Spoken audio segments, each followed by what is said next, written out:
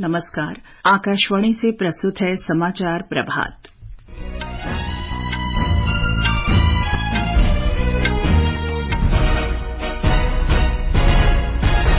प्रधानमंत्री नरेंद्र मोदी आज सुबह 11 बजे आकाशवाणी से मन की बात कार्यक्रम में लोगों से अपने विचार साझा करेंगे।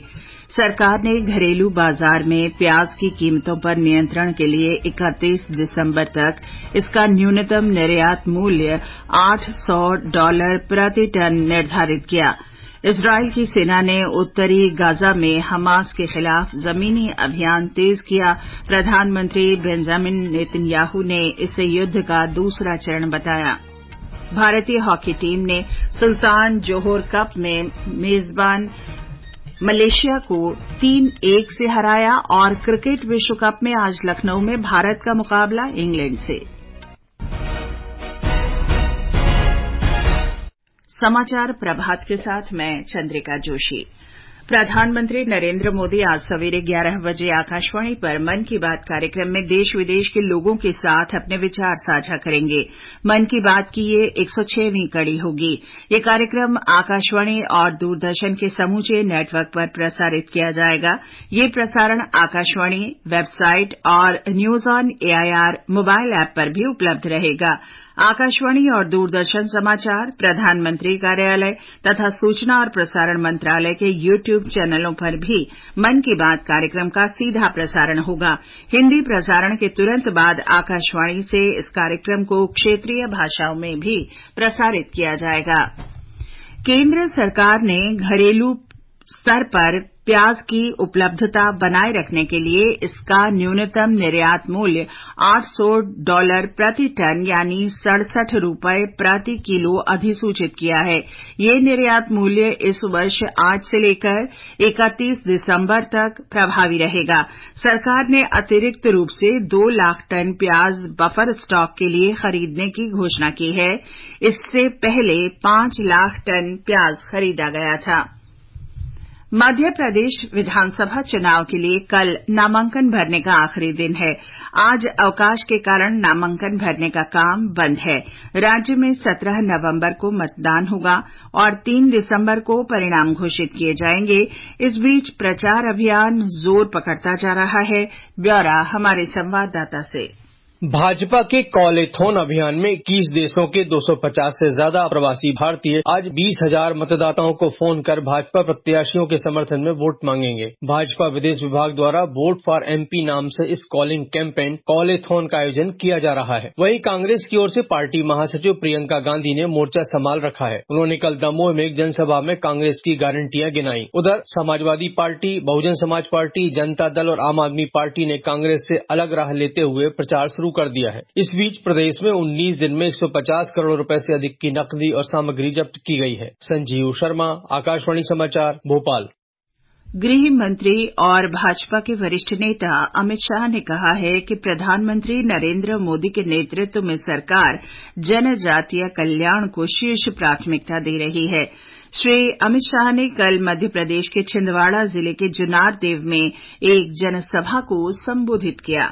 मोदी जी ने आदिवासी क्षेत्र के विकास के लिए ढेर सारे काम किए। अब जल, जंगल और जमीन के साथ सुरक्षा, सम्मान और समावेशी विकास की बात होती है। भारतीय जनता पार्टी का एक ट्रैक रिकॉर्ड रहा है आदिवासी कल्याण का।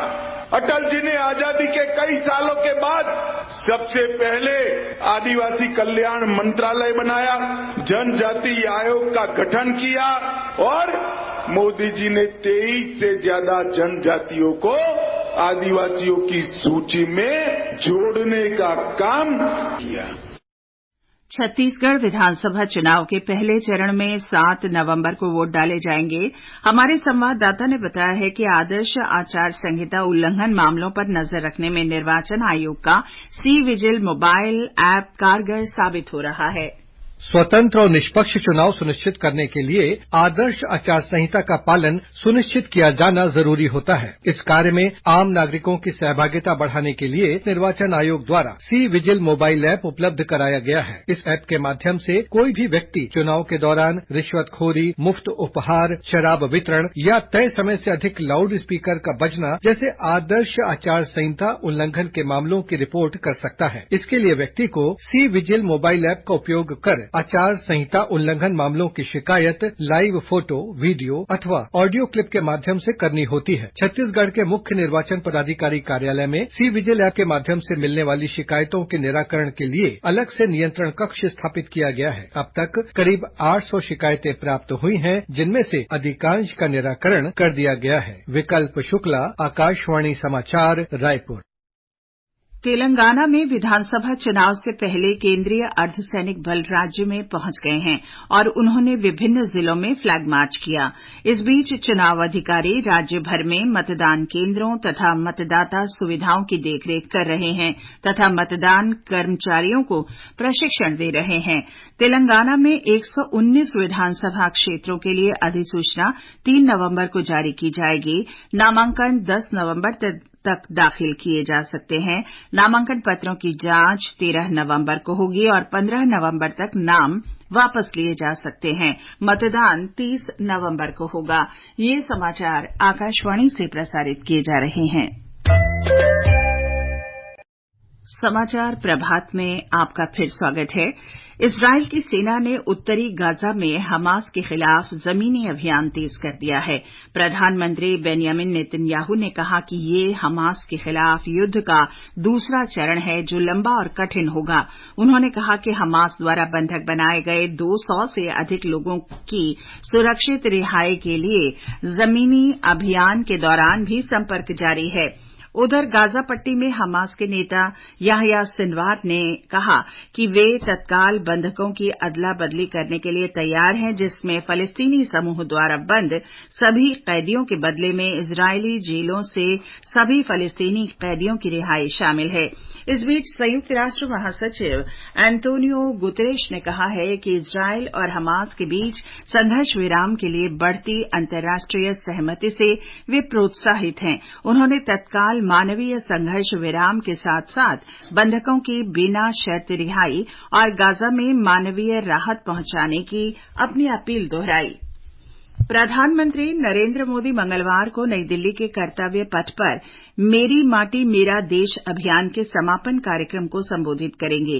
ये कार्यक्रम मेरी माटी मेरा देश अभियान की अमृत कलश यात्रा के समापन का प्रतीक होगा, जिसमें 766 जिलों के 7,000 ब्लॉकों से अमृत कलश यात्री शामिल होंगे।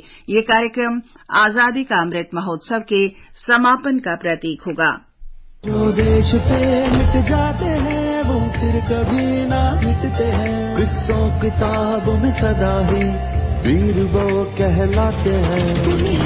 वीरों के है ये हाथों की चिट्ठी, इसको संभाले रखना तो मेरे देश की मिट्टी। मिट्टी में है लम्हे जड़े हीरों से दमकते, संस्कृति मंत्रालय के सचिव गोविंद मोहन ने कहा कि भारत की आजादी के 75 वर्ष पूरा होने का जश्न मनाने के लिए 12 मार्च 2021 को शुरू हुआ था। 31 अक्टूबर को इस कार्यक्रम का समापन है। इसको हम चाहते हैं कि नेशनल लेवल पे भी इसका अवेयरनेस फैले, क्योंकि नेशनल इंटीग्रेशन और एक भारत श्रेष्ठ भारत का ये एक बहुत बड़ा कार्यक्रम है। जो भी कार्यक्रम हुए हैं नेशनल इंटीग्रेशन के, उसमें शायद among the biggest programs is this program of Amrit Kalash Yatra. And this is also the closing ceremony for Azadi Ka Amrit Mahotsav, so it acquires an added importance and prominence. Jammu Kashmir सरकार ने back to village यानी चलो गांव की ओर कार्यक्रम के 5वें चरण की सफलता के लिए एक समिति का गठन किया है। इसमें वित्त, ग्रामीण और पंचायती राज, सूचना प्रौद्योगिकी और अन्य विभागों के उच्च अधिकारी शामिल हैं। चलो गांव की ओर कार्यक्रम का उद्देश्य जनता और सरकारी अधिकारियों के साझा प्रयास से विकास के लाभ ग्रामीण इलाकों तक पहुंचाना है। कार्यक्रम के दौरान सरकारी कर्मी प्रत्येक पंचायत में एक निश्चित उचित समय तक रुककर लोगों से उनके विचार लेते हैं ताकि गांव की जरूरत के अनुरूप सेवा उपलब्ध कराई जा सके। कर्नाटक के हुबली धारवाड़ में सरकार के शहरी नवीकरण कार्यक्रम के अंतर्गत स्मार्ट सिटी मिशन ने शहर की तस्वीर बदल दी है। अब यहां की ग्रीन मोबिलिटी गलियारा परियोजना खुली जगह के प्रभावी उपयोग का उत्कृष्ट उदाहरण बन गई है। इस परियोजना के तहत नाला क्षेत्र को पैदल यात्रियों और साइकिल चालकों के लिए 9.25 किलोमीटर के हरित गलियारे में परिवर्तित कर दिया गया है।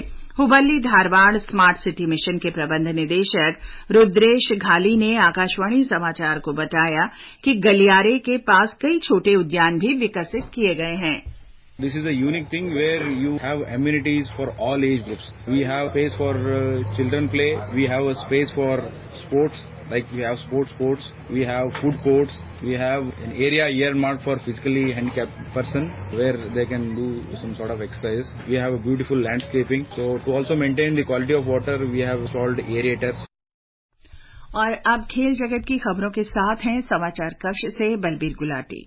मलेशिया में सुल्तान जोहोर कप जूनियर पुरुष हॉकी प्रतियोगिता में भारत ने मलेशिया को 3-1 से हरा दिया। आदित्य ललागे, अमनदीप लाकड़ा और रोहित ने 1-1 गोल किए। इस जीत के साथ ही भारत पूल बी में पहले पायदान पर पहुंच गया है। इधर झारखंड में महिला एशियाई हॉकी चैंपियंस ट्रॉफी में कल भारत ने मलेशिया को 5-0 से हराया। वंदना कटारिया ने 2, संगीता कुमारी, लालरिम सियामी और पूजा ने 1-1 गोल किए। भारत अपने दोनों मैच जीतकर तालिका में शीर्ष पर है। क्रिकेट विश्व कप में लखनऊ में आज दोपहर बाद 2 बजे भारत का मुकाबला इंग्लैंड से होगा। अंक तालिका में भारत सभी 5 मैच जीतकर दूसरे स्थान पर और इंग्लैंड 5 में से 4 मैच हारकर अंतिम स्थान पर है। मैच के लिए लखनऊ में यातायात के लिए व्यापक प्रबंध किए गए हैं। कई जगह प्रतिबंध लगाए गए हैं और मार्ग में बदलाव किया गया है। शहीद पथ वाहनों के लिए खुला रहेगा, जबकि ऑटो रिक्शा और ई रिक्शा की आवाजाही इस मार्ग पर प्रतिबंधित रहेगी। प्रतियोगिता में कल कोलकाता में नीदरलैंड्स ने बांग्लादेश को 87 रन से और धर्मशाला में ऑस्ट्रेलिया ने न्यूजीलैंड को रोमांचक मुकाबले में 5 रन से हराया। समाचार कक्ष से बलबीर सिंह गुलाटी।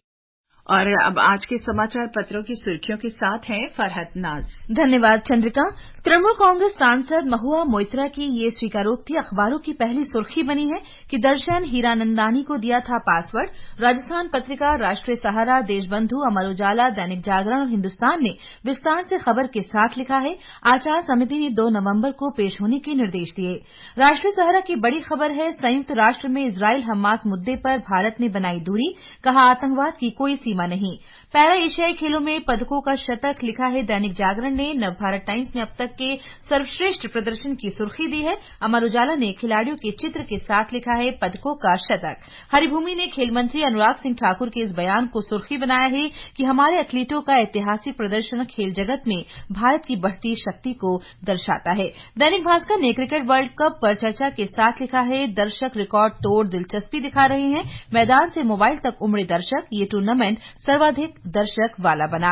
राष्ट्रीय सहारा ने प्रसिद्ध गीता प्रेस गोरखपुर के न्यासी बैजनाथ अग्रवाल के निधन और मुख्यमंत्री योगी आदित्यनाथ के अपने संदेश में गीता प्रेस में उनके योगदान, सामाजिक जागरूकता और मानव कल्याण के लिए 40 वर्ष तक जीवन समर्पण के स्मरण को पहले पन्ने पर सबसे ऊपर दिया है। साल के आखिरी चंद्रग्रहण के कई चित्र देशबंधु ने देते हुए लिखा है, चंद्रमा की सतह धीरे धीरे पृथ्वी की छाया से गहरे हिस्से में बदलती रही। और अंत में मुख्य समाचार एक बार फिर। प्रधानमंत्री नरेंद्र मोदी आज सुबह 11 बजे आकाशवाणी से मन की बात कार्यक्रम में लोगों से अपने विचार साझा करेंगे। सरकार ने घरेलू बाजार में प्याज की कीमतों पर नियंत्रण के लिए 31 दिसंबर तक इसका न्यूनतम निर्यात मूल्य $800 प्रति टन निर्धारित किया। इजरायल की सेना ने उत्तरी गाजा में हमास के खिलाफ जमीनी अभियान तेज किया। भारतीय हॉकी टीम ने सुल्तान जोहोर कप में मेजबान मलेशिया को 3-1 से पराजित किया। आज क्रिकेट विश्व कप में लखनऊ में भारत का मुकाबला इंग्लैंड से होगा। इसके साथ ही समाचार प्रभात का ये अंक समाप्त हुआ। नमस्कार।